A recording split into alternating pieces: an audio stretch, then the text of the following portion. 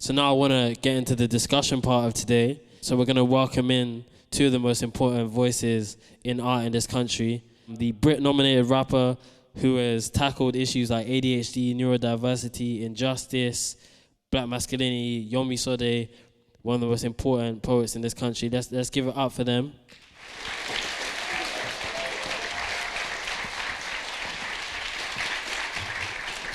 Yo, what's up? What's up? How you guys doing?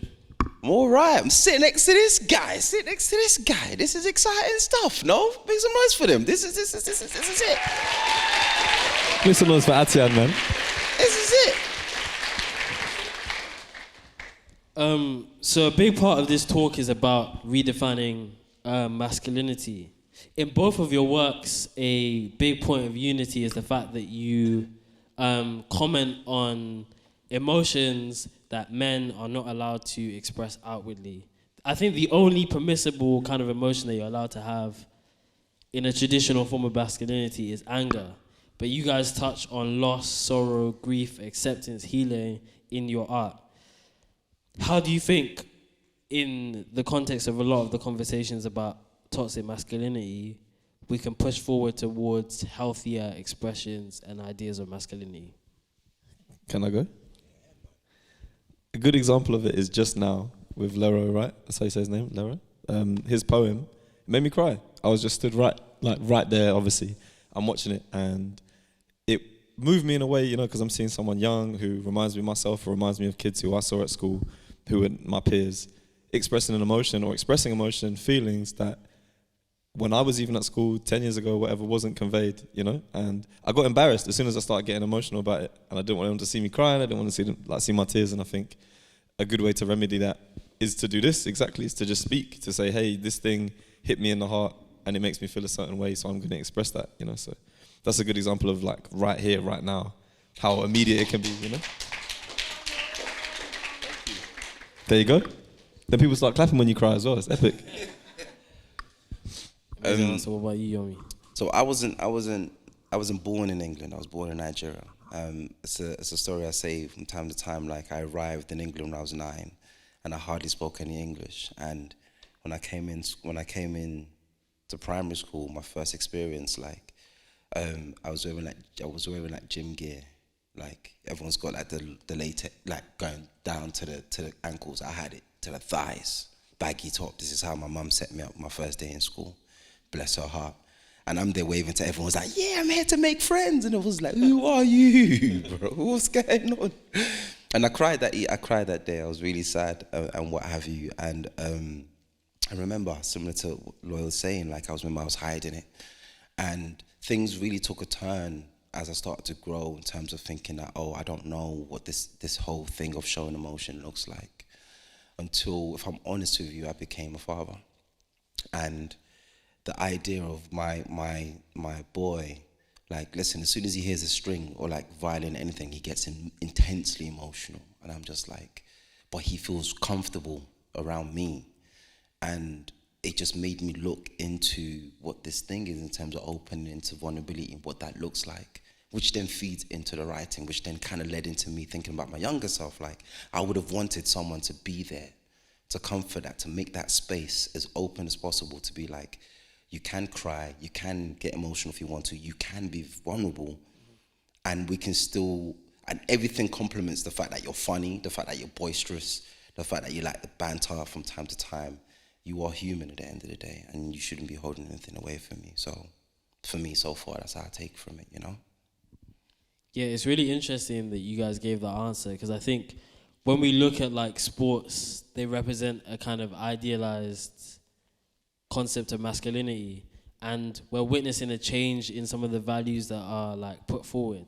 We're seeing people like Saka, Rashford. They're not only wealthy and powerful and successful and good at football, but they're also advocating for other people. And within both of your work, you look very outwards. And when I was like in preparation for this, one of your points of unity is that you both have sons, right? And you've both been hugely successful at what you've done, and that success gives you some like proximity from some of the violence that young black young black men, young men in British society face. How has having children refocused you on those kind of topics? Because you guys are out of it, but you still speak about it. As a parent, I worry a bit more. Like it changes consistently as the years go on. So for me, my ultimate thing is how to best protect my son, but at the same time, and my daughter, at the same time, it's knowing how to write on these situations and experiences and what I've gone through.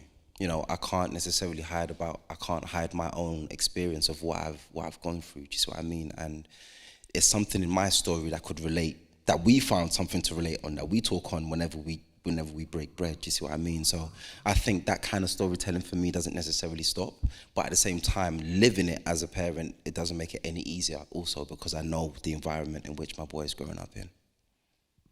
I agree. I just think as a parent, you when you're living through something, when I was growing up, because I grew up around here, I grew up in Croydon, like a lot of the stuff I was seeing, I wasn't able to process it. Do you know what I mean? So I'm looking at it like this, and I think when you become a parent, you have a little bit of a bird's eye view, so you're able to kind of look at your own youth and your experiences, and the missteps you've taken, the mistakes you've made, but also kind of the successes you've had, and gain some understanding as to why those things are happening, and to see the patterns that are going to occur for more failures or for more success, right? So I guess like any generation, the people who are younger than you are able to stand on your shoulders, because we've made X amount of mistakes that my son, Yomi's son, don't need to make. You get me? But like also, there's things that my son will need to do that I can't tell him. I can tell him a million times like, hey, you can't do this. You shouldn't be there. This is gonna hurt. Until he is hurt, until his fingers are burnt by the flame, he doesn't know that fire is hot. So I think, yeah. And even there was one point when he was younger, there was one kid that was picking on him, and my uncle, like, he's like, just kick him now, just do, and he's like, oh, but no, and my uncle's like, but why? He won't leave you alone. If he gives you pepper, give him pepper back, give him, and it's like, but it's violent, and we don't believe in violence. And I was like, whoa. There was ever like an EastEnders doof. That would have been the moment right there. Because then it just showed that kind of time. It's like, exactly to what Loyle is saying. It's like, when I was younger, it's almost like there's a survival tactic. And I'm sure, not to speak for you, bros, like, you have to survive in your environment, Like, the book kind of starts off in that. But for someone like, say, my boy who's of a different generation, he having gone through that, it's not something that I would want him to go through, So for him, it's totally different. For him, it's like, this is just violence, and it's not something that I'm geared up to do, But with that missing, there will be something else, So just like the generations before us, Like for my father, maybe he wasn't able to express his emotions at all, so I'm able to. But that doesn't mean that they don't manifest negatively at times, right? Yeah. So then my son's is like, okay, now he's trying to find a way to navigate his emotions in a positive way, in a healthy way, maybe even than myself when I was his age. But then there'll be another obstacle, because that's how it's been for forever, that you complete the task that your parent couldn't complete, and then you get smacked with another one, and then that's kind of for you to figure out and to pass that on to my son's son or daughter, Yeah. which is exciting. You're just a link in the chain, Yeah, 100%. Just like kind of speaking from the perspective of young people, like there's loads of things that you want to say that people don't want to hear, right? Yeah. I think that, like no one wants to hear anything that's real. If you look like in the 2018 kind of era, there was a lot of suppression of like drill music, right? We could all have a long debate about the validity or invalidity of what they're saying, but they're reflecting on the violence of British society. But everyone's like, we don't want to hear that. How, in terms of as artists, do you guys push forward with saying things that people don't want to hear? Yeah, I see myself as a Trojan horse, basically. Yourself included in that. Athian just come on tour with me We toured around Europe, we toured around the UK, and this is a good example of it because, you know, people kind of sometimes look at me like friendly neighborhood Loyle Carner. You get me, like, I haven't lived through a lot of the same experiences that a lot of my homies have because my music is maybe softer or more delicate, or I speak more eloquently about how I feel. And so they forget that I grew up in exactly the same place as a lot of the people who are making a lot of the music that is being condemned and banned, which I don't agree with.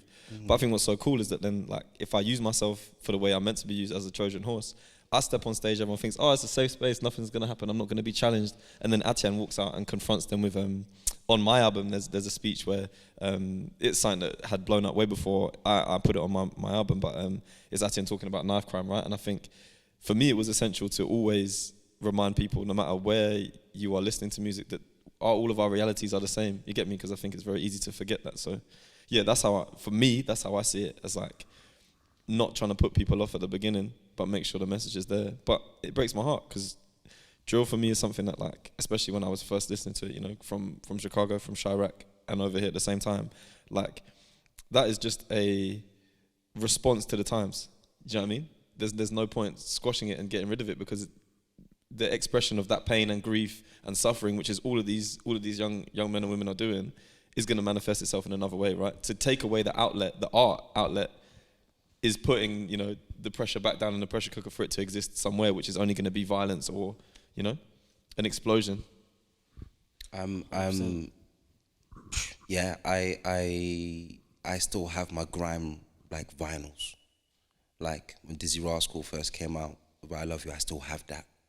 You know, so my kind of trajectory of listening to music and listening to, like, I'm like from So Solid and what have you, like, right up to, like, what we're talking in terms of drill. A lot of that is referenced in mannerism, and to how people might kind of take to poetry in terms of what is depicted in poetry. It's cool. I'll leave that to that in terms of how people want to speak on their experiences. But I know that my experience from a kid from the Aylesbury estate, it needed to reflect that in terms of how I was growing. And yes, some of it touches on violence, and some of it touches on situations that you wouldn't necessarily want to be in. But for me, it was such a norm. And, you know, it's cracking up when you mention it, because it's like, people might kind of hear me and be like, oh yeah, but yeah, your life was, and I'm like, but you don't know anything about my life for the most part. And the only way that you might get to know it is if I share it in the writing and in the poems. And in that kind of exploration of it, it creates a bigger discourse in terms of how we move forward, in terms of how you navigate it for other generations. But I'm for that kind of articulation, I'm for that kind of experience, and I don't necessarily feel like your lived experience should be silenced in any way, you know? 100%. I think another question that I kind of have is, both of you, it's kind of a two-part question. Both of you sometimes take, like, traditionalist forms and concepts and spin it. So in mannerisms, there's Caravaggio. I don't know if that's the right pronunciation, but language is made up anyway. And then you it's actually, ask the linguist. Then in your song with Any, you kind of make a reference to Shakespeare.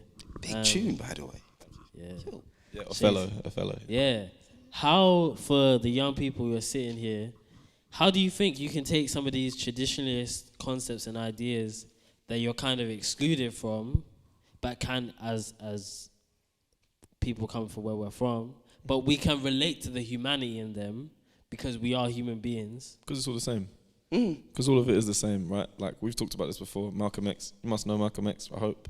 Malcolm X is just as much of a poet as I am, right? But I'm just as much of a political speaker as Malcolm X is, because what we're doing is the same thing. There's a speech from a long time ago, one of Malcolm X's speeches, The Ballot or the Bullet, where he's essentially saying that either we're going to fight with our vote or we're going to fight with bullets, you know? Like, just that alone, just that, like, that tiny little imagery is enough to show that he's a poet, right? And so when you think about Shakespeare, you think about Chekhov, playwrights, you know, that get a lot of respect. I don't see why whoever, insert anyone, heady one, you know what I mean? Like, why he cannot be seen in the same way as someone who is writing literature, because he is in the same way as Shakespeare was, reflecting his times, talking about his grief.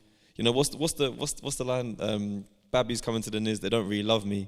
but they love me. It's deep. Do you know what I mean? You can act like it's not deep, but it is deep. You get me? There's, like for me, I've always found like it's ridiculous to act like anybody who's sitting and writing on their own in solitude isn't reflecting the times, and there needs to be a, you know, like an even slate of what is respected as literature. You know, for myself, if I release a poetry book, it's going to get treated like a poetry book.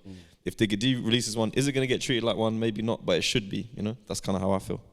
There's I was at an art exhibition a long time ago, and RZA's verse from Triumph, Wu-Tang Clan, his verse from Triumph was kind of laid out on the page, and if you look at that, it just, you'd be thinking, oh, what's this poem? If you know what I mean, like if you and the way you enter that is really interesting for me. You know, Akala does this really, I don't know if you know, Akala does this really interesting thing where he kind of throws the lyric and you got to work out whether it's Shakespeare, whether it's like someone like Tupac or Digga D, and people are gonna be like, definitely Digga D, definitely, and then be like, nah, Shakespeare. Like, you're lying. I'm just like, oh, Shakespeare was on crud. What are you trying to talk about? He was Shakespeare was talking some things, if you know what I mean. But I think for me, it's definitely a thing of yes, there are sonnets in the book, and yeah, there are all these different forms, but it doesn't necessarily mean I have to stick with it. I can kind of work with the confines of it, but it still has to be in my voice and my language and how I interpret it. I don't have to kind of, at one point I thought I did. At one point I thought that I had to kind of stick to the rules, and I can't push my experiences into these forms and reimagine them. And then, if I'm to be honest, I just stopped caring, because I think my life is way more important, and I want to talk about that. And I don't want to feel suffocated in any way by forms. And I'm like, how can I put myself into this, and how can I put my experience into this? But yeah. That's cool. But form is useful. It's like, you have to play the game to change the game, innit? Do you know what I mean? So you have to be within it. But what's so cool about any form and structure, if you think about poetry, is that you have it all. Do you know what I mean? All of the things that have come before, you have them at your disposal. If you want to use them, you can use them. But you don't have to use them. You know, the beauty of that is, if you, like, there's a guy, I don't know if I'm going to make myself sound old, but there's a guy I love called D'Angelo, right? And he was part of a group called the Soulquarians. That's loads of producers, musicians. And when they were making this album called Voodoo, which is a classic album, if you haven't heard it, if you're too young, which I think you might be, you should check it out, right? But anyways, forget how old I am, right? What he's doing in that, when he was making that, he was listening to an even older artist that you probably don't know as well, called Prince. And they were in the studio listening to a lot of Prince, right? And they were basically, when they first started making a song, every song they would listen to a song by Prince and then recreate it. They would make the same song, they would play it. And then over the time of jamming, it would go from being a Prince song into a song that was a little bit different, it had some variation, they would start to push it in different directions. And then it became theirs. And I think you can do the same. You can take something that exists, no matter what the discipline is, not only in creative arts, just in life. You take something that already exists and begin to chip away until it reflects something that is true to you. But you've come from this place of a form and structure that already exists, right? You're kind of standing on that and then just leaping off it. So, and it is the reinvention. Use it, yeah. One of my mentors, I put a poem to him, and it was like 18 lines. And he came back to me and he said, oh, I need you to say everything you're saying to me, but in 5 lines. I looked at him like, well, what are you talking about right now? And he's like, but 18 lines, come back to me in 5 lines. And I think in terms of having that kind of structure and form, and once you work with it and you know how to do it, it's beautiful. It doesn't mean you have to, like, again, bring it out every single time, but it's just knowing that you have the ability to actually do that, and it's possible. But yeah. Yeah, to challenge you guys. Oh gosh. When you kind of sometimes speak about artistic expression with so much ease and ability, it's because you're you. But the kind of thing I want to trace back to you is, if you were a young person sitting in this hall and you're right at the beginning and expressing yourself creatively seems like an entirely daunting task, how do you take that step to just do it? Like, what, if there's any advice that kind of kept you going when it felt difficult to say things that you thought or ideas that you had out loud, what kind of pushed you to go in that direction? It took a while for me to find my voice. I'm not gonna lie. It took me a while to find it, because I didn't know if I could. I didn't know if I could write by the ends. I didn't know if I could kind of like talk about like stuff that I really geek out about, that I really enjoy, because I felt like this is how the country is laid out, and this is the kind of work that needs to go out into the world. Until I actually tried it, and I followed the rules. I done all of these different things. I tried to kind of play along the kind of lines of it, and it still didn't bring me any results. And I was just like, but I still felt like I was suppressing myself a lot of the time.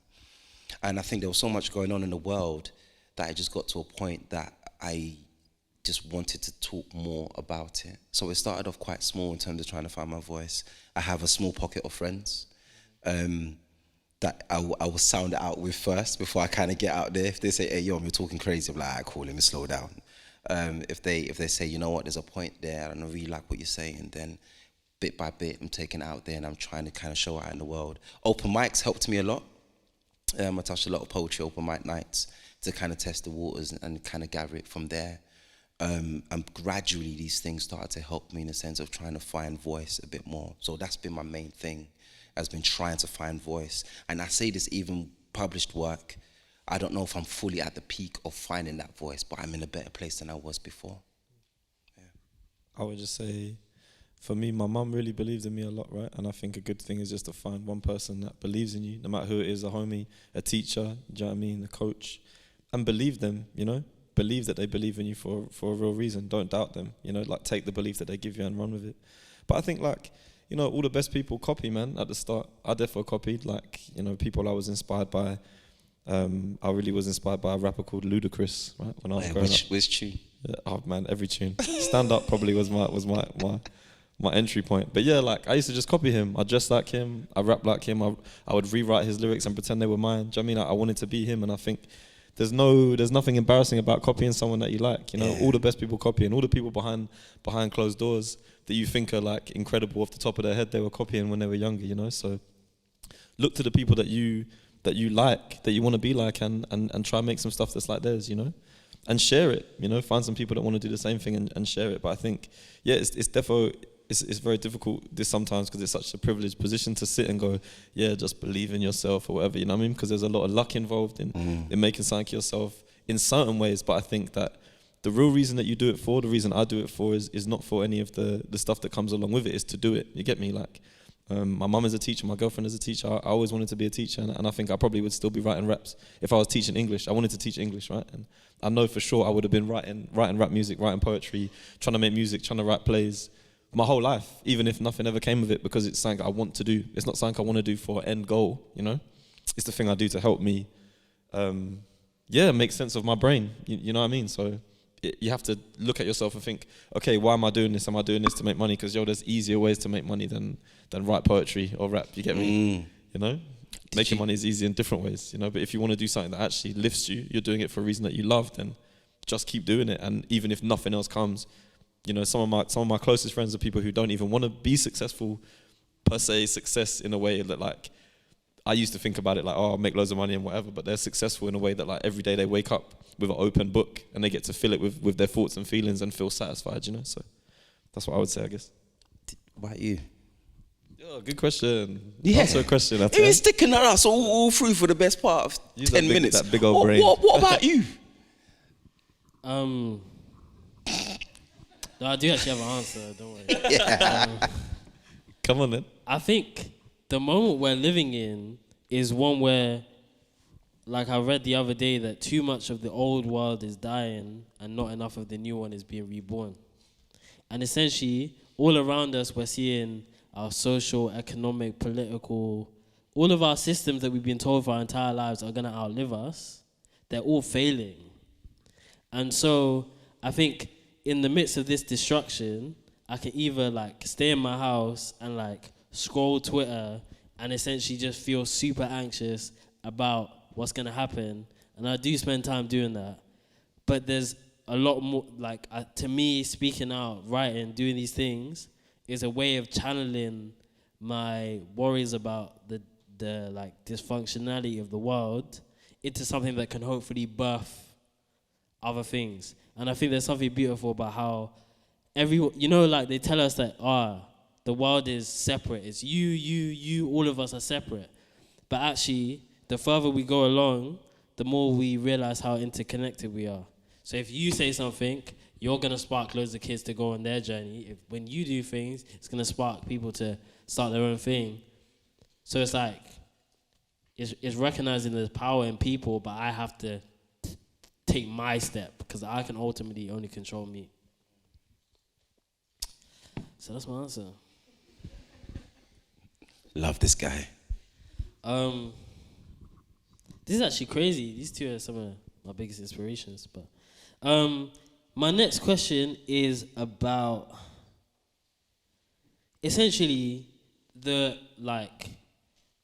as you were kind of talking about the process of art in an internal sense.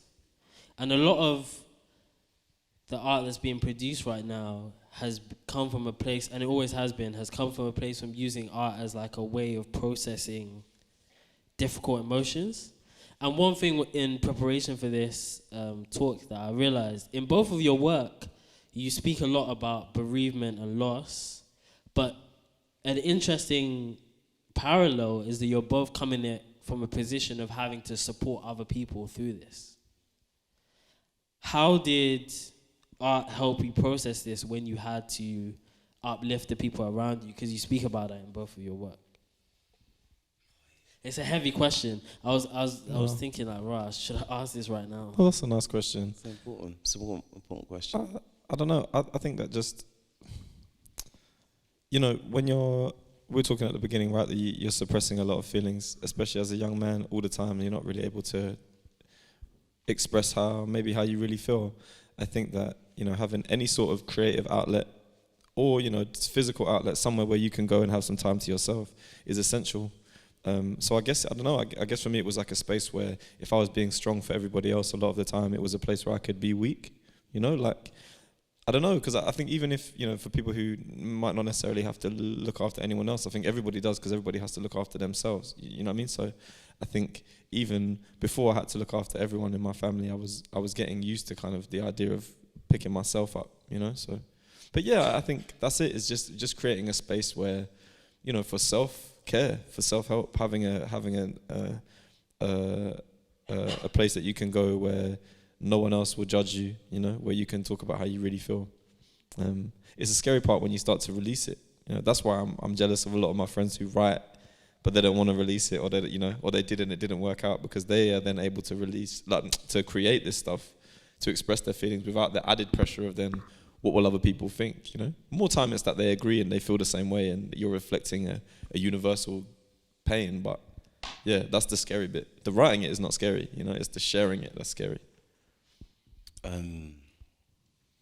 Having when we lost a family member, I genuinely didn't know who to talk to or how to have a conversation, and it wasn't until the morning and I got to my writing space, and I spent the best part of 11 hours writing. And I was like, oh, that much was in you. I was like, okay, cool. That's what my process is. And I think there's something in writing as a therapeutic process, but also as something to voice a lot of the concerns and thoughts.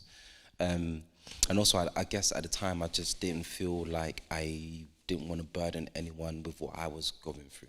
But I was more than ready to listen to what everybody else, what was on their mind and how best to support them, because that's naturally me. So for me, as a process to write, to share something is very difficult. To write it also sometimes can be difficult depending on how vulnerable it is. But also I think it's something that naturally I do in terms of just my process, because I struggle sometimes in just kind of voicing what generally my concerns might be. So I kind of put a lot in the time to write, and a lot in the families and friends that just want to talk. Yeah. Good answers. I have one more question, then I'll hand it over to you guys. You're both, within both of your work, you challenge the kind of positionality of artists, which is kind of about how the systems that you operate within as an artist constrain or free you to do certain things. How do you both deal with the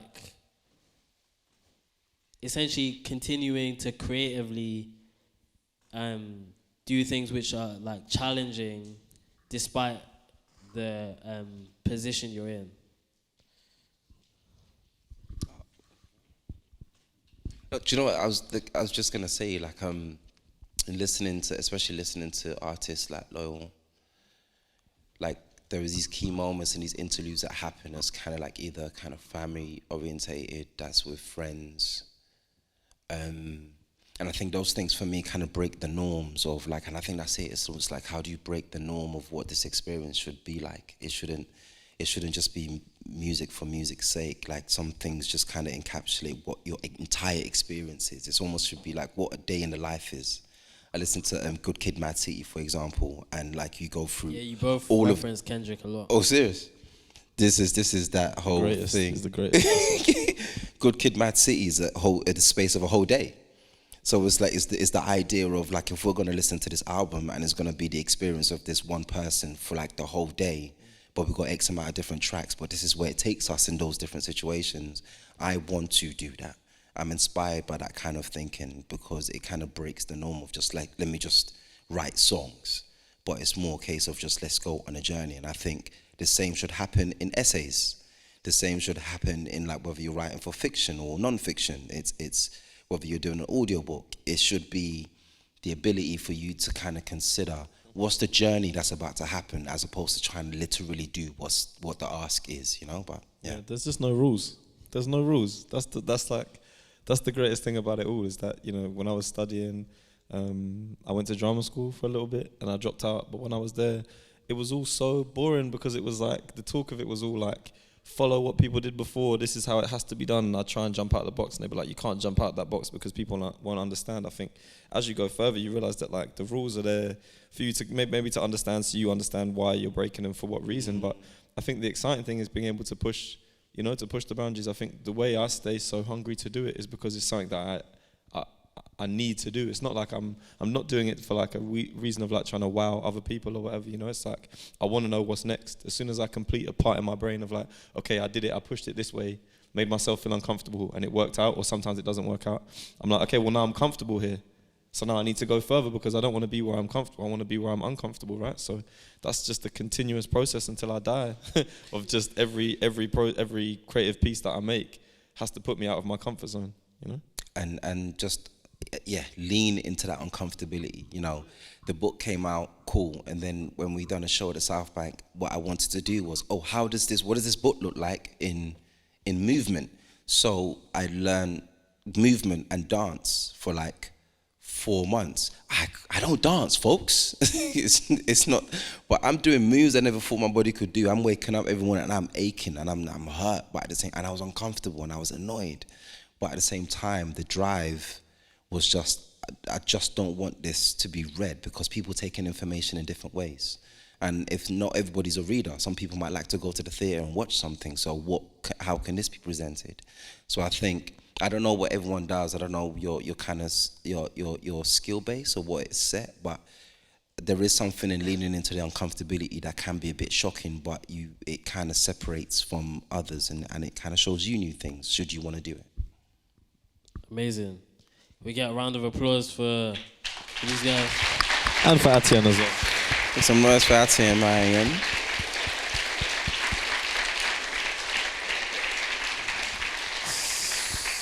So I think now it's time for the Q&A. I think there are some mics moving around. Does anyone have a question? Don't be shy. This happens every time there's a Q&A. Every time, boy. It's okay, we're nice. No one will judge you. Yes, sir. What's going on? We can hear you, sir. Oh, you can.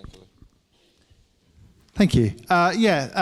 We talked a lot about inspiration in a really motivating way and about standing on the shoulders of those creative people that have come before you. Just kind of anything out there. What would be those poems, novels, plays, films, things that are most important to you guys that you think our students might not have seen before they can check out tonight that's going to open some doors to them?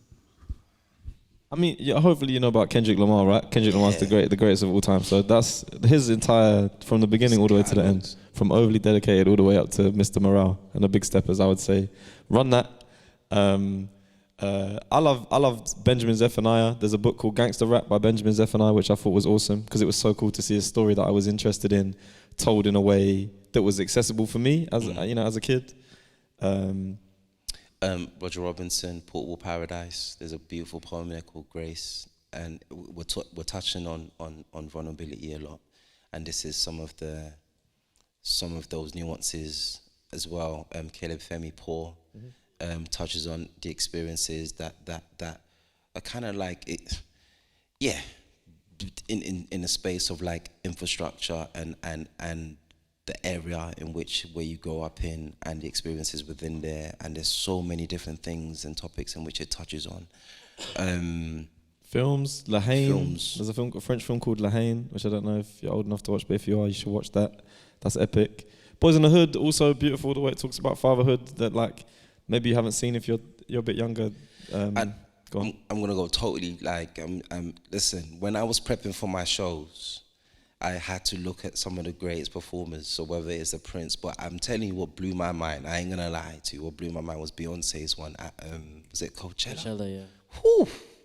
Because there's something about, if we're talking work ethic, and if you're looking at work ethic and what someone puts into performance, I kind of consider what that looks like. So there's those, I'm really keen on how people are very disciplined in what they do. So I look at great artists that kind of like do these things, are very kind of like astute. So Kendrick, I went to go see Kendrick at the O2. Was it this year? Yeah, it was this year. Amazing show in terms of what people are doing, in terms of how they kind of think about these things. So yeah, and I ain't gonna lie, you good sir. I'm trying. You stop it, because the way Athian is very kind of like he's on the money. Like he very much kind of like he knows his opinions. He knows what he wants to say. He argues these points, debates it. I think he would debate me out of the room. I'm not even trying to mess with this guy right here. I ain't trying to mess with him at all. But it's always an inspiration to see you doing what you're doing.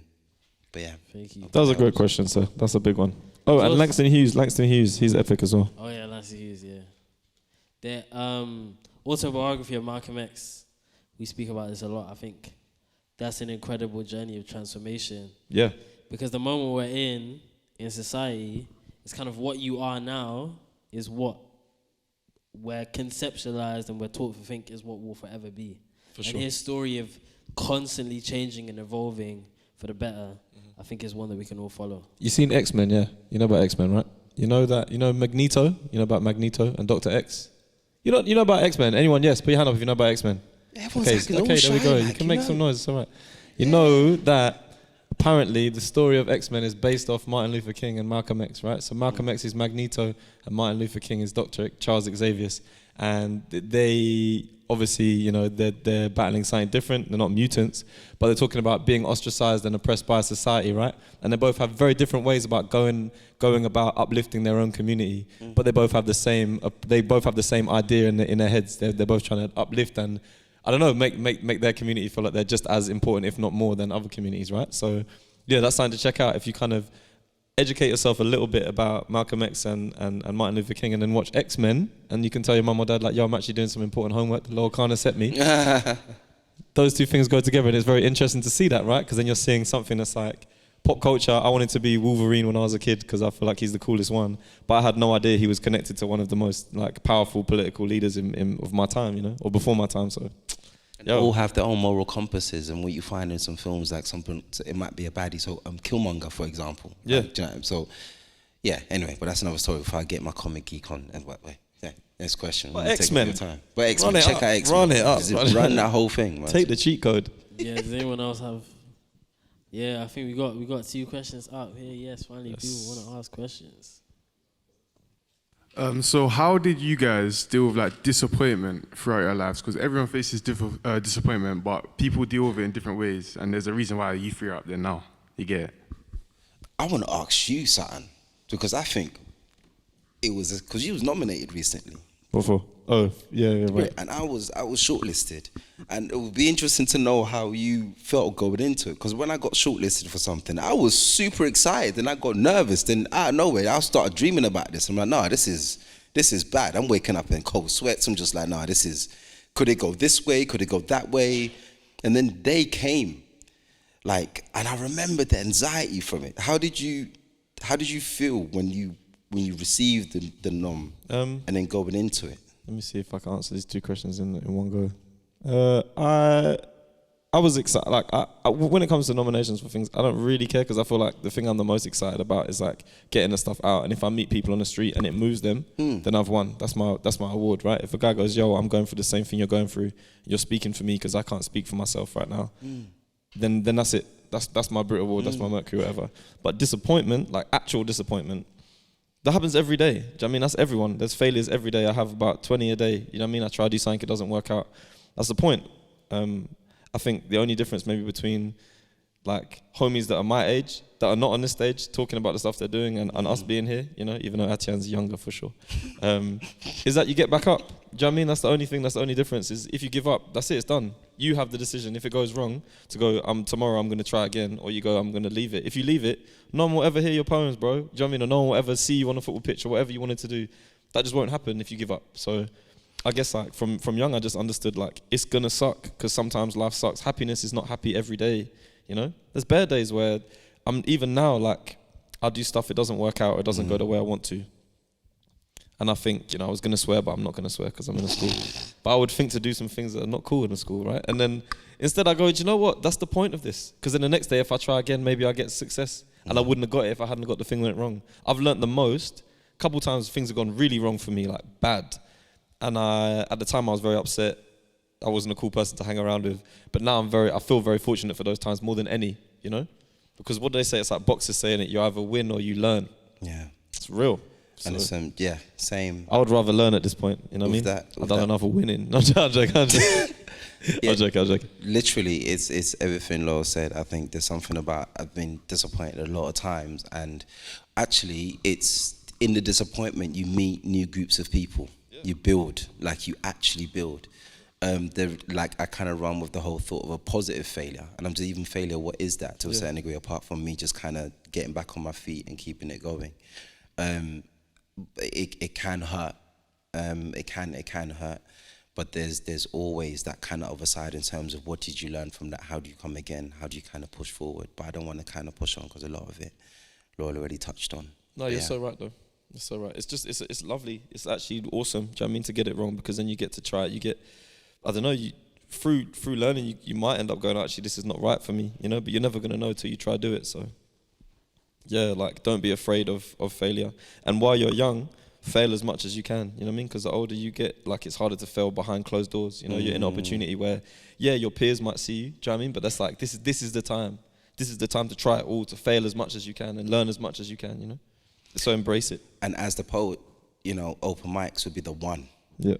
Listen, that will be the absolute testing ground for you to kind of like ready to kind of test your work and what have you, because there everybody's just trying to do the same thing. True. You know? You're sick though, so you're not going to fail as much as most. Just like, big up yourself. You're a lucky guy. Okay. I wish I was you when I was your age.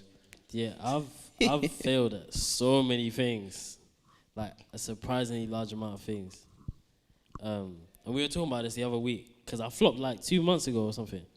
And there was a Chief Keef quote on Twitter.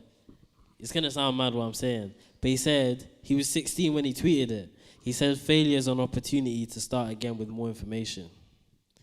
Like, whenever something goes wrong, it's usually that you are going to get a chance to do something like that again, but now you just have a better roadmap for how to approach it. Like, there's a really famous example of, like, Stormzy speaking about in an interview a couple of years ago about how he did super well in his GCSEs off the back of just being smart. And then when it came time to do his A-levels, and he was really looking forward to, like, going to a really good university, he said that he just didn't try. But that moment of not trying and not doing that well, he said was really important in him discovering the work ethic that he applied into becoming what he is, even if that's in a totally different lane. I think there was another question down here. What's up? Yeah, I was gonna ask. That's a deep voice, yo. This is. I was gonna ask. That real quick. Was there like a specific moment where you realized your art had impacted other people's lives, or like even your own life, or something like that? There was a. was a point I was doing a talk similar to this, and there was a young lady that came up to me at the start of my book is Yoruba, so I'm Nigerian, my community is Yoruba, and it's the first poem is written in Yoruba, and she came up to me and she was just like, thank you, like she was about 11, 12, and she came up and she said, thank you, I can't wait to take this and show my mum.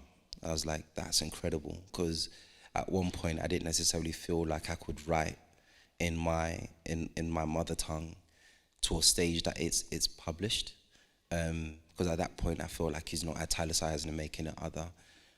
So there's great strength in just knowing that it spoke to her enough to take it to her family to a certain degree, and they felt represented in a way that I feel represented to kind of put it up on page at the start of this process. So those moments stay with me a lot, because it's deeper than the poem. There's like an existence in terms of being and walking. But yeah.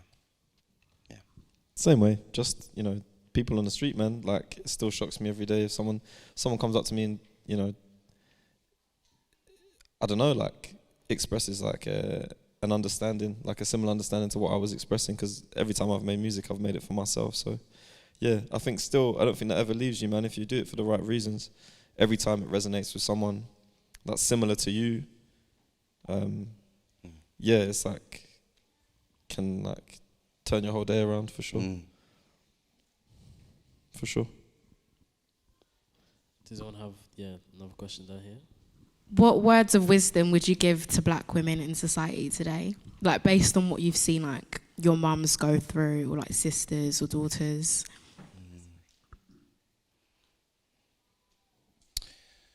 I don't want to say this in a way to kind of like, I think there's something in the voice and in trusting in your voice.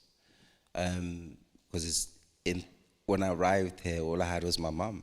Do you see what I mean? And the idea of, I've seen what my mum has had to go through. I've kind of experienced what she's had to go through. And her voice is rang to a certain degree where people have almost tried to shut her down and dial her down. But she's never, ever, hey, you're talking about a Nigerian mother here. She's never toned herself down in any way, shape or form. And that's inspired me so much in terms of how to trust in voice so much. So not to necessarily speak for black women in terms of what I think should be doing, but I think there's something in the voice that inspires me so much, and I wouldn't ever want to see that or the makings of that being toned down in any way, shape or form. So I hope that does, to a certain degree, answers your point or your question. Yeah. Yeah, I think, you actually gave a really, really good answer. Like, I'm not sure there's much. It's that thing of like, when we see the things that our mums navigate, our aunties, all the other black women in this country, in terms of facing like both racism and patriarchy, and still carving a life and opportunity and possibility within that, it's an inspiration for how all of us should face up to the challenges that we have. But then also at the same time, there's an All Sweatshirt tweet. We talk about All Sweatshirt a lot. He says we should be proud of ourselves for getting through the things that tried to kill us, but we should never like excessively elevate them. And as much as we can acknowledge all the ways that black women navigate these issues, we still have to make sure that the next generation, the generation after that, don't have to face those same things. Yeah, because I think that a lot of the time what black women are told is to be strong, and I'm like, no, stop that. There's no room to be saying to black women, be strong. And there's absolute room to feel and to empathize and to respect black women, full stop. It's not a case of just saying to them, be this or be that. You don't instruct in terms of being anything. But yeah, let me stop or I'm going to start ranting. You know what I mean? Let me just relax myself. Yeah, cool. I think you summed it up. Just made me think about my auntie. Yeah, amazing. Any more questions? We got two, we got like three. Hey, so you know, you've been nominated for a Brit, and how do you handle the success? Like, they're big guys now. How do I handle the success? Man, I don't know. I don't really. I guess I don't really think about it like that. I know what I want to do. I know what I'm here to do. I try not to see that kind of side of it as the success. Like I was saying before, I try and find the success in, like, if I have a good day, if I articulate myself well, if I create something that I'm proud of, those are the moments of success. The other side of it, it can be, I think, just stay grounded, make sure I change as many nappies as I can every day to keep my feet close to the ground. And in talking on success, I think we were talking backstage in terms of in talking as being parents, we're away from our children a lot of the time. So it's like, it's one thing to be, talking in front of everybody in this room, and one could call that successful. But then when you got your little one crying because you're touring and you've been away, it's like, how do you kind of equate what success means?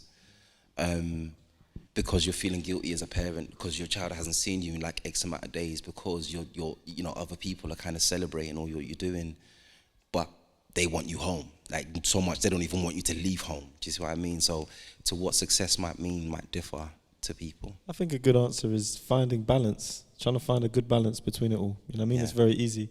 I got homies that are very, like, caught up in being a superstar, you get me? And that's not, it's not something that you can, like, create a whole life off of, you know what I mean? I think it's really important to just not get blinded by it all. Remember that, like, you're still pretty much the same dude, do you know what I mean, that you were before you started doing it. Yeah, I think that's it. Just try to find a balance. Enjoy it, definitely enjoy it, but I just try my best to not let it sink in like that. Yeah, it's a cool question. I got another one for you guys. I've heard you speak about, like, Kendrick a few times today. On a lighter note, who's better, Kendrick Lamar, Jermaine Cole, or Kanye West? I thought it was easy. When you said Kendrick or J. Cole, I was like, it's easy. But then when Kanye comes into it, it's like, Kanye is like it's like saying Voldemort these days, though, isn't it? So it's like, it's a crazy one. Probably it's gonna be like, bro, don't answer that. But the old Kanye, like Kanye West for me, I feel like there's kind of almost no Kendrick Lamar without Kanye West for what Kanye West did for rap music, for black music in general. Yeah.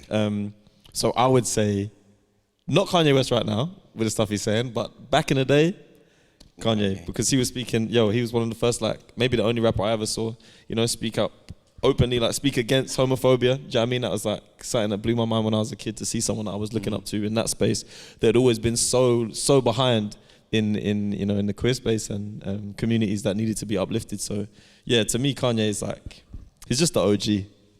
But Kendrick's the best rapper though. College Dropout was like a template that was so different. We used to talking about guy and just thinking outside the box and just being other, and College Dropout was that album for me.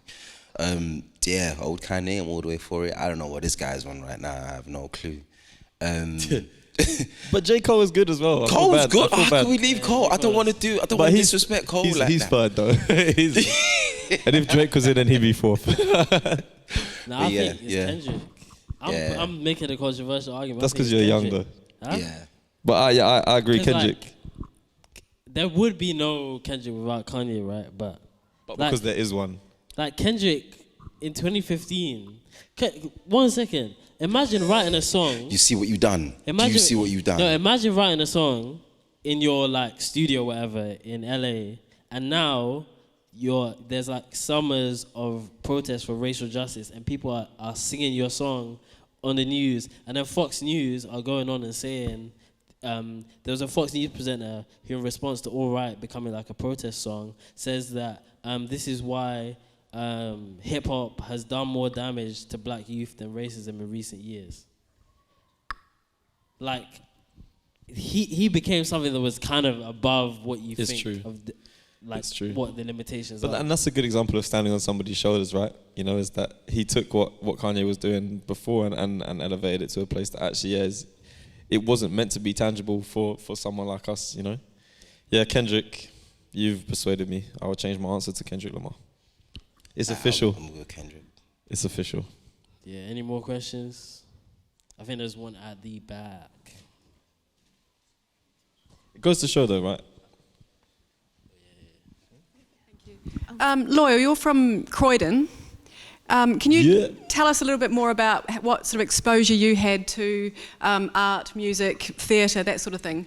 Because I really liked what you said earlier about copying, and as an art and photography teacher, that's part of the specification. And I'm not sure if you know, Picasso said, good artists copy, great artists steal. Yeah. But I think you've got to be exposed to lots of stuff as a teenager to then kind of build on that. Did you have that as a teenager in Croydon? I think Picasso also said that the most beautiful part of the world is Croydon. I remember him saying. When I was growing up in Croydon, I went to the Fairfield halls sometimes with school on school trips. But to be honest, like the stuff that I was experiencing, when I was growing up, there was these two rappers, Krept and Conan, that like when I was growing up, they were bad guys doing naughty things, but they were rapping, and I remember their songs getting pinged from phone to phone. This is way before like iPhones. This is like infrared or Bluetooth days or whatever. But that was like one of my first examples of getting sent music and realizing it was tangible. But in terms of art, like I guess the difficulty at the start was, something that I think still is a conversation that we're having. My mum is having, my girlfriend is having, about trying to find a way for there to be more art, more conversation like this within schools. Because there was two things that happened when I was at school. Benjamin Zephaniah came to my school and spoke on poetry, and that was like a huge moment for me to feel like I could be part of something. And this girl group, these two people, whose name escapes me, they came to my school. But in terms of art, it was the Fairfield halls. But I think really what it was is like what I loved about living in Croydon and like being near so many massive parks was I had space to think. Do you know what I mean? So I wasn't necessarily maybe living in the city and indulging all this like immediate fast food art that you kind of are lucky to have if you live in Central, you live in West or whatever. But I think to be in South is what you get more than anywhere else in London. I think is this ability to reflect and have like distance and perspective of the city in which you live. So if you want to create art, if you want to take photos, you want to paint, you want to write plays, write films, whatever, having perspective is essential. So I always used to just sit on my balcony and look out at the city because I was removed from it almost and drink it in.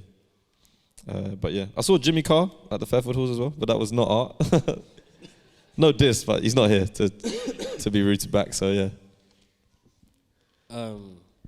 yeah. Thank you very much. I think that's it. Thank you guys for listening through this. Thank you to Loyle Carner and Yomi Sode. Can we get a round of applause for them? And Athian Akec, man. Make some noise for Athian as well.